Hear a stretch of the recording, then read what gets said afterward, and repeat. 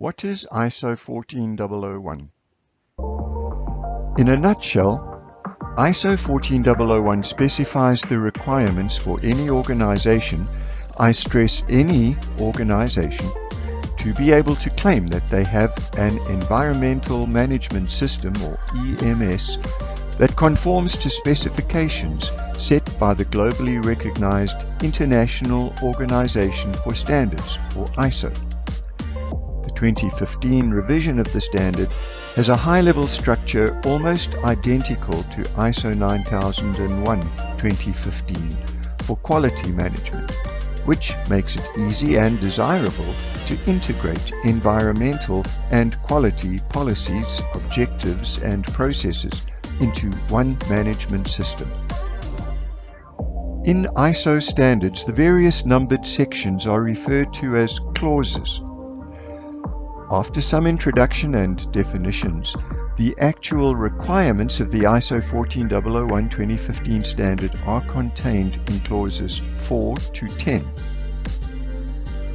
You have to start by understanding your organization and its context, its external and internal issues that are relevant to environmental management, either because the organization's activities will have an effect on the environment or the environment can impact on the organization.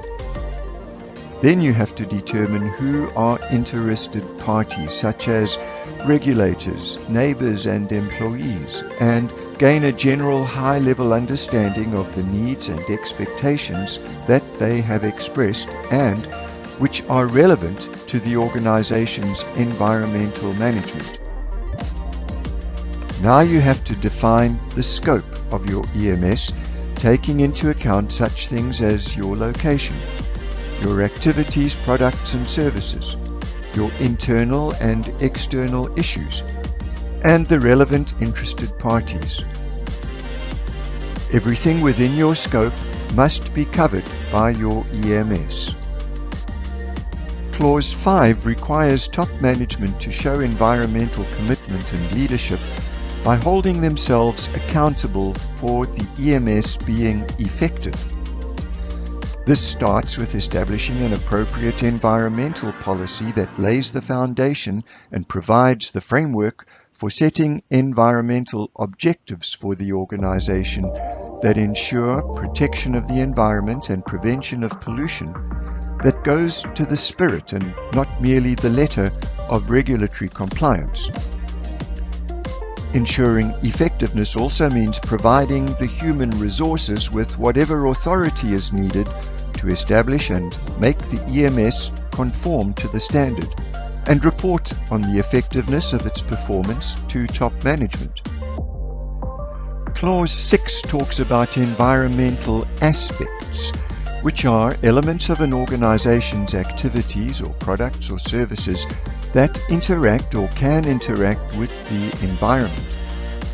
Taking these into account, this clause requires your organization to develop a process to consider the risks and opportunities that could affect the performance of your organization's EMS, and to use this risk planning process to plan how to meet the requirements and issues relating to interested parties that were identified in the context of the organization.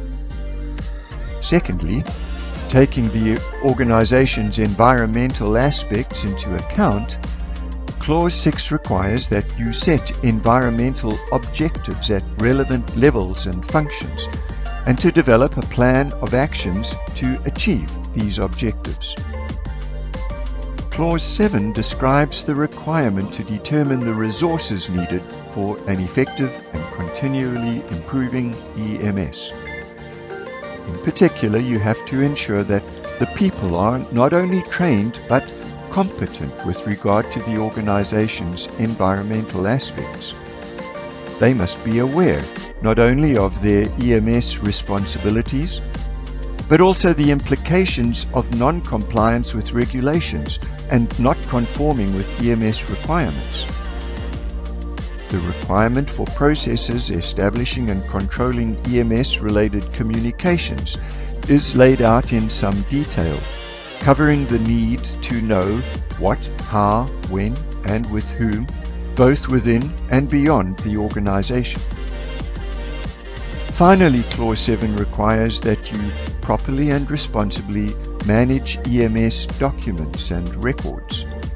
You start by determining how extensive your documentation needs to be, and then ensure that all of the EMS relevant documents and records are properly controlled. Clause 8 is about putting into effect the planning that was done in Clause 6 by actually establishing your EMS processes and controlling how they operate. This includes having to control outsourced processes and controlling things like transport, delivery, and disposal, where these might have environmental aspects.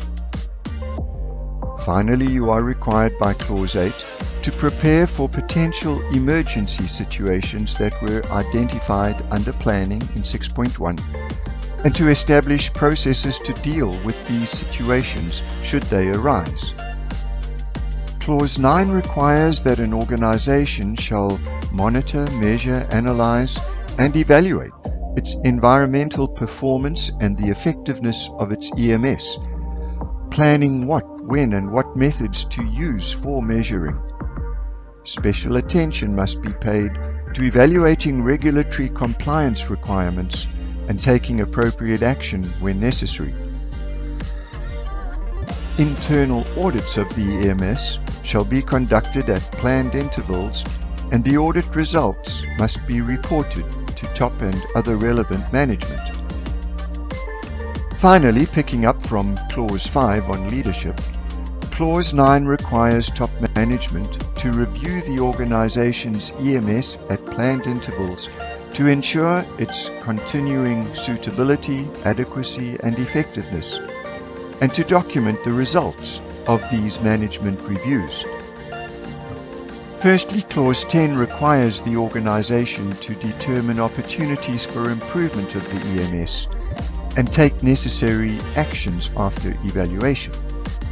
Then, when a non-conformity occurs, you have to control and correct it and deal with any immediate consequential environmental impact. Once it has been contained and impact addressed, you are required to evaluate the need for corrective action to eliminate whatever caused the non-conformity and prevent similar potential non-conformities from occurring. Finally, the organization is required to take steps to continually improve the suitability, adequacy, and effectiveness of the EMS.